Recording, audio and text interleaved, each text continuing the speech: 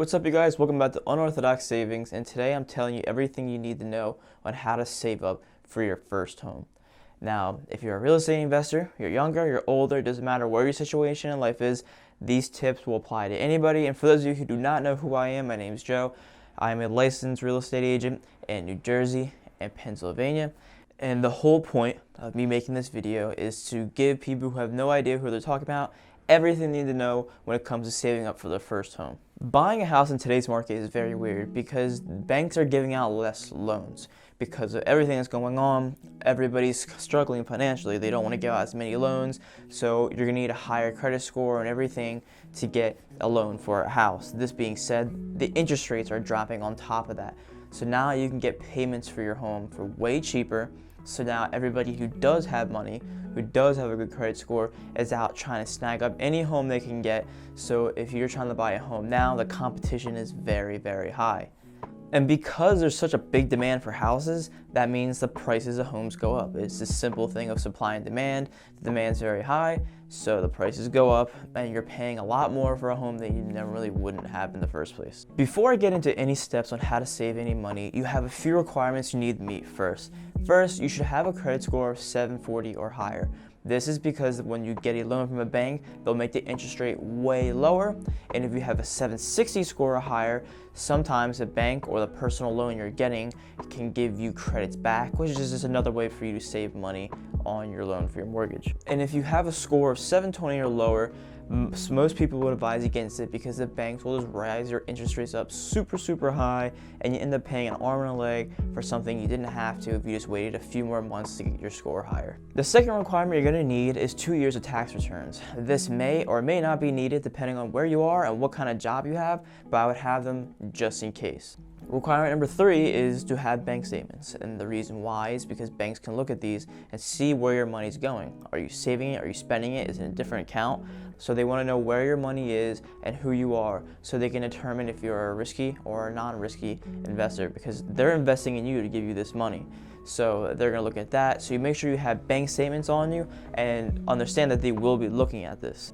Requirement number 4 is a cash reserve, and the cash reserve should be 2 to 6 months of money saved up for any expense on the property, which is your mortgage, your property expenses, anything like that. And this doesn't have to be cash you have to give to them, like write them a check.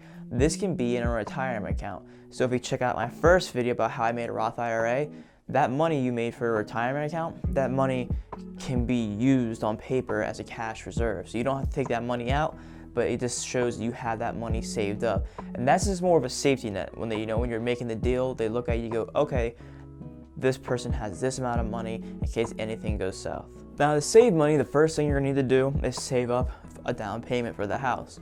So you're gonna need about 15 to 30% down for this house. The cliche is 20%. But in some cases, you won't even need that. You can get an FHA loan, which will need 3 to 5% down for the house. Now, this will add on a fee to your mortgage, which is separate, called a PMI. And it's basically just an insurance policy you have to pay to the bank. So they'll staple it onto your mortgage, and you can pay that separately. So there's a couple ways you can get rid of this. It's either A, you pay that off first, or 2, once you have 20% equity in the house, you can just refinance the house and that fee goes away.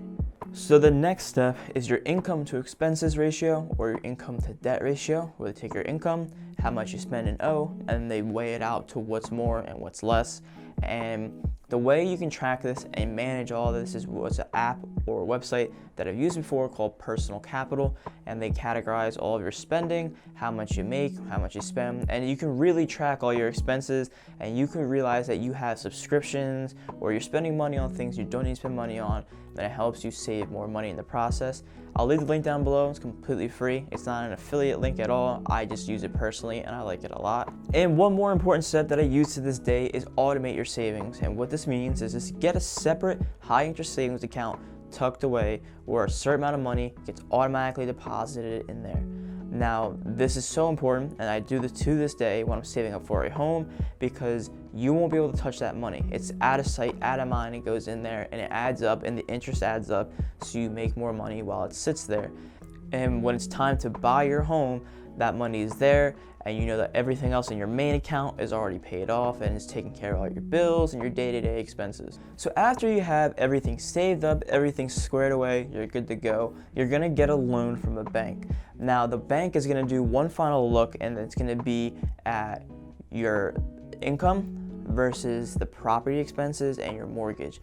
And if it exceeds 44% of your net income, there's a very good chance the bank's just gonna go, that's too much of a risk and you're not gonna get the loan. So that's why you should use personal capital and weigh out your income versus your expenses to already know beforehand, because when they do the loan and everything like that, they run your credit, which hurts your credit score, and it's a whole mess. You're just wasting your time. So you can do this for free at the comfort of your own home. Now obviously this video is for entertainment purposes only, but this is a good idea that I've used by myself. Now to finish up, topics that get brought up often are, they say, Joe, I can't save enough money. Like, no matter what I do, I follow the steps, I'm not doing it.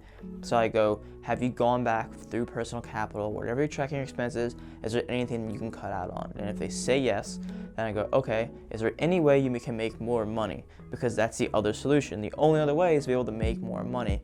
Now, if they say they can't, because some people, they work a job, they go to the gym, they have a family, and all these other side things add up. So then after all that, if you can't make more money, you can't save more money, here comes the hard part. The hard part is the sacrifice. Sacrifices can come in many ways though, and this is not gonna get deep, but you can either sacrifice something you do for fun for money, which is either getting another job or things like that, or you can sacrifice something you spend money on that you enjoy to be able to save more money to afford a home. At the end of the day, this is a very fulfilling process. There's a lot of stress in buying a home, and there's a lot of side things a lot of people don't know about. So I just made this video to be able to give you guys a clear cut, easy path to understand what to do beforehand. Now, real estate investing isn't for everybody, but you're gonna have to get a home at some point, whether you rent or you buy. A lot of these tips, a lot of these tricks can be applied to both situations. So I really hope you guys found value in this. I have a link down below for Morning Brew. This is a morning newsletter. It's all you need is your email. They do free giveaways. I'm doing a giveaway. If you're interested, check out my Instagram. And if you don't like it, just unsubscribe from the email. That's it. There's no gimmicks. If you want to get started investing today, I'm going to leave down a link down below to Webull, where if you start an account with $100 to start investing, you'll get 2 free stocks, with one of those stocks being worth up to $1,400 and a minimum of one of those stocks being worth $4. So thank you guys very much for watching, and I'll see you next time.